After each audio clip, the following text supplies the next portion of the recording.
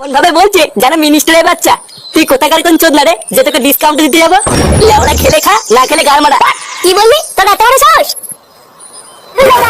তোর বাবার আইসক্রিম খাবো না।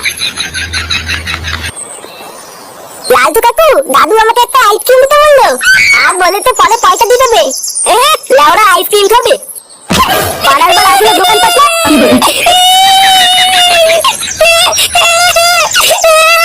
এটা কি হলো? তুই আমার খরিদ্দারকে মারলি কেন? বেশ করেছি, তোর এই বালের দোকানে করে খরিদ্দারই আসবে না। সুনীল ভাই, তুমি আমাকে মারলে তো, আমি বালি গিয়ে মাকে বলে দেবো। হ্যাঁ, মা কেন, তোর বাপকে গিয়ে বলবি যা।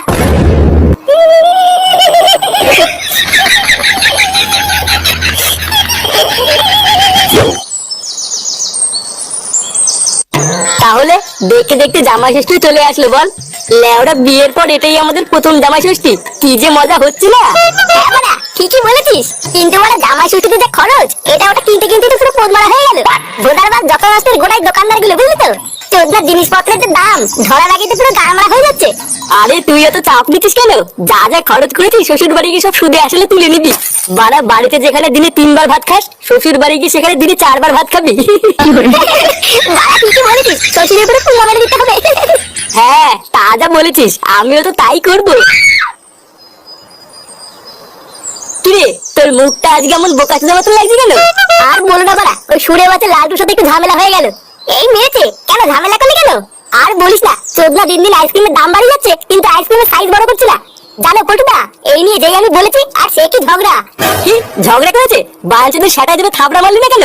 বাড়ার বারটা কয়দিন ধরে খুব বার বেড়েছে, সুযোগ পেলে এর পোদ মেরে দিতে হবে। দাঁড়া। হ্যাঁ ঠিকই বলেছিস, লেওড়া আগে জামাই ষষ্ঠীতে খেয়ে আসি, তারপরে একদিন ফাঁকা টাইমে দোকান থেকে পোদ মিলিয়ে আসবো। সে কি রে, তোরা জামাই ষষ্ঠী খেতে আসিস নাকি? হ্যাঁ, কালকে তো জামাই ষষ্ঠী, তাই আমি আর ফুটে 2 দিনের জন্য শ্বশুর বাড়ি যাচ্ছি।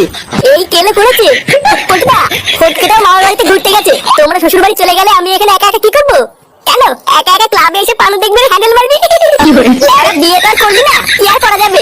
সরি রে ভাই, আমি প্রথমে ভেবেছিলাম তোকে আমার সাথে শ্বশুর বাড়ি নিয়ে যাবো, কিন্তু কি হয়েছে বলতো, আমার শাশুড়িটা না একটু গায়ে পড়া, বুঝলি, তাই তোকে নিয়ে গেলে ব্যাপারটা একটু রিস্কের হয়ে যাবে। ল্যাংচা, তুই এক কাজ কর, তুই লেওড়া আমার সাথে আমার শ্বশুর বাড়ি চল, বাড়া 2 দিন সাটা উঠবে করে খেয়ে দে, তারপরে বাড়ি চলে আসবো।